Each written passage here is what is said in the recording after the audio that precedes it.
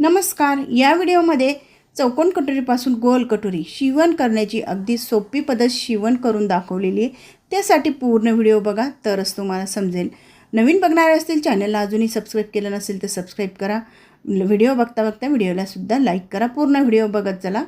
आता ही चौकोन कटोरी गोल कटोरी शिवण्याची पद्धत खालच्या बाजूने आपण काय केलं, दोघी दिशेने आपण टीप घालून घ्या. म्हणजे टक्स देताना आपला कपडा सटकत नाही, गोळा होत नाही, म्हणजे आपला टक्स व्यवस्थित बसतो. त्यासाठी आपण हा एक्स्ट्राचा कपडा आहे तो कापून घेतलेला आहे.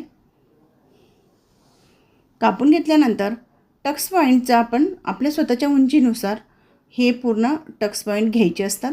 तर आडव्या बाजूने 2.5 इंच घेतला आहे आणि उभ्या बाजूने या टोकाला टोक लावून आणि मार्किंग करून घेतलं आहे. तर साधारण तो 3 इंचचा टक्स येतो. 3 किंवा पावणे 3 असं या पद्धतीने. आता हा कमी उंचीचं ब्लाऊज होतं तर हे 2.5 इंचचा किंवा पावणे 3 इंचचा असावा. कमी उंचीचा ब्लाऊज असला तर 2.5 किंवा पावणे 3 इंचाचा टक्स घ्यावा. जास्त उंची असली ब्लाऊजची तरच मोठा घ्यायचा आहे. तर या पद्धतीने ही कटोरी आपले दोघी शिवण करून दाखवलेलं आहे. आपली कप साईज व्यवस्थित बसते, कुठंही दाबली जात नाही. प्रॉपर कप साईजमध्ये कटोरी बसली का आपलं ब्लाऊज व्यवस्थित बसतं, कुठेही गोळा होत नाही, रिंकल्स येत नाही, शोल्डर उतरत नाही. हे मेन म्हणजे कटोरीचा प्रॉब्लेम असतो. तो कटोरी शिवण करण्याची पद्धतसुद्धा समजून घ्या. त्यानंतर तुम्हाला काही अडचणी येत असतील तर पेपर पॅटर्नचा व्हिडिओसुद्धा मी अपलोड केलेलाच आहे. तर तुम्हाला काही अडचणी येत असतील तर मला नक्की कमेंट्समध्ये कळवा. आता ही सुद्धा उलट्या बाजूने एक कटोरी वरच्या बाजूने जोडायची, एक कटोरी खालच्या बाजूने वरती यायचे. हलक्या हाताने जोडायची, ओढायची नाही, कमी पडत नाही. कमी पडत असेल तर खालच्या बाजूने कपडा सोडा आणि मग जोडा ती आणि खालच्या बाजूचा कपडा कापून टाका. पण वरच्या गळ्याच्या बाजूने कपडा आपण सोडायचा नाही. या पद्धतीने ही कापून घ्यायचं आहे एक्स्ट्रा कपडा झाला तर. आता या पद्धतीने टक्स पॉईंट आपण कापून घेतलं. ही कमी उंचीची कटोरी होती म्हणून 2.5 किंवा पावणे 3 इंचचा हा टक्स ठेवायचा आहे. म्हणजे किती साधारण 13 13.5 उंची असली तर 2.5 पावणे 3 घ्या. 15 उंची असेल तर 3 किंवा 3.5 घ्या. म्हणजे आपल्या स्वतःच्या उंचीनुसार कप साईजनुसार हे टक्स पॉईंट ठरवायचे असतात. म्हणजे ताईंनी शिकवलं म्हणजे त्याच पद्धतीने घेतलं तर आपलं ब्लाऊज चुकेल. आपण आपल्या स्वतःच्या कॅल्क्युलेशनने हे टक्स पॉईंट घ्यायचे असतात. तर हे आपण टक्स न दाबता तो वरती काढून घेतला आहे, मग त्याला शिवण केलेलं आहे. या पद्धतीने अर्धा इंचच्या अंतरावर हे शिवण ठेवायची शिलाई मार्जिन. नंतर मध्ये कपडा दुमडून घेतला आहे, नंतर टीप घालून घेणार आहे. साधारण अर्धा इंचच्या अंतरावर टीप घालायची आहे, खूप कमी घालायची नाही. कारण की ब्लाऊज घातल्यानंतर ताणलं गेलं तर ती शिलाई निघून जाते. त्यासाठी अर्धा इंच हे प्रॉपर माप आहे. तर या पद्धतीने आपण हा योगपट्टी जोडून दाखवलेली आहे आणि कटोरी आपली कशी असावी हे सुद्धा तुम्हाला दाखवलेली आहे. तर या पद्धतीने नक्की शिवण करा. जर काही अडचणी येत असतील तर मला नक्की कळवा. त्यावर परत व्हिडिओ तयार करेल. तुम्हाला कोणत्या अडचणी येतात हे पण मला नक्की कळवा. तर आता दुसरीसुद्धा योगपट्टी त्याच पद्धतीने जोडायची आहे. खाली ब्लाऊज पीसचा कपडा, वरती अस्तरचा कपडा, मध्ये अर्धा इंचच्या टीप घ्यायच्या आहे. जो टक्स पॉईंट असल्या तो वरती काढून घ्यायचा आहे, दाबायचा नाही. तो टक्स आपण दिलेला आहे तो दाबायचा नाही, वरती काढून घ्यायचा आहे. आणि मग साधारण अर्धा इंचच्या अंतरावर त्याला शिलाई देऊन घ्यायची. याच पद्धतीने योगपट्टी जोडली तर आपल्या ब्लाऊजची फिनिशिंगसुद्धा सुंदर येते, ब्लाऊज दिसायला छान दिसते आणि टिकतेसुद्धा. तर या पद्धतीने अर्धा इंचची सुद्धा खाली टीप घालून घेतली, मग कपडा काढून घेतला आहे. मग योगपट्टी आपली व्यवस्थित सरळ आकारात देऊन घ्यायची आहे. तिला जे एक्स्ट्राचे कपडे असतात ते कापून घ्यायचे, काही फरक पडत नाही. या पद्धतीने आपण ब्लाऊजची शिवण्याची पद्धत तुम्हाला सोप्या पद्धतीत सांगितलेली आहे. जेणेकरून ज्या महिलांना अडचण येत असेल त्यांनी नक्की व्हिडिओ बघा.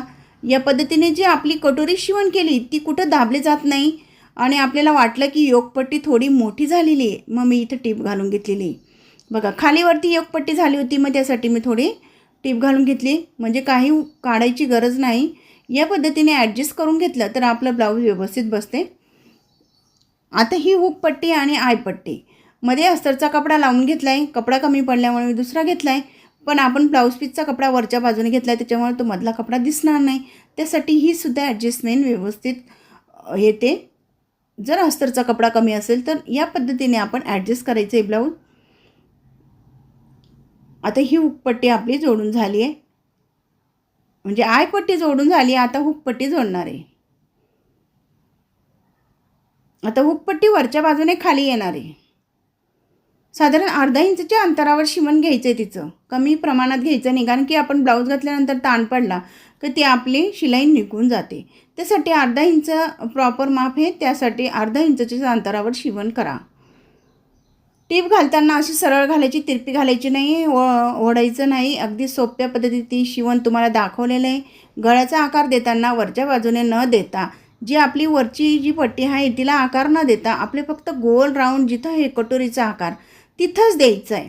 म्हणजे काय होतं, आपलं ब्लाऊज शोल्डर उतरण्याचे कारण हेच असतं. आता बऱ्याचशा महिला कमेंट्स करतात तर शोल्डर का उतरते, तर कारण की आपण खूप मोठा आकार दिल्यानंतर गळा फाकतो. गळा फाकल्यानंतर शोल्डर उतरते. त्यासाठी आपण इथं कटोरी जी आपली काढलेली त्या कटोरीलाच गोल आकार द्या आणि आपला ब्लाऊजचा पुढचा गळा गोल करा. या पद्धतीने हे गोल आकार आपला तयार झालेला आहे. त्यानंतर शोल्डरला शोल्डर जोडताना सुद्धा प्रॉपर काय करायचं हे पण समजून घ्या. आता ही शोल्डर जोडली. शोल्डर जोडताना आपण काय केलं, दोघी शोल्डर बरोबर आहे का हे चेक केलं. नाही तर काय होतं, पुढचा कमी येतो आणि मागचा जास्त येतो, मागचा भाग. मग त्यासाठी आपले माप बरोबर बसत नाही. त्यासाठी ब्लाऊजला रिंकल्स येतात, गोळा होतं, शोल्डरजवळसुद्धा गोळा होतं. या पद्धतीने टिप घालून घ्या. आणि जे शोल्डर उतरत असेल तर आपला पुढचा गळा असतो तिथं तिरपी टिप घालून घ्या. तर शिवण करताना हीच पद्धत वापरा. ज्या महिलांना खूप अडचणी येत असतील त्यांनी मला नक्की कळवा, त्यावर परत व्हिडिओ तयार करेल. आणि या पद्धतीने आपलं पूर्ण ब्लाऊज शिवण तयार झालेलं आहे. तर ही कटोरी आपली अशी या पद्धतीने प्रॉपर बसेल अशी कटोरी तयार झालेली आहे. अशीच कटोरी शिका आणि ब्लाऊज शिवा. अगदी सोप्या पद्धतीत व्यवस्थित असे बसणारे हे चौकोन कटोरीपासून गोल कटोरी शिवण करून दाखवलेलं आहे.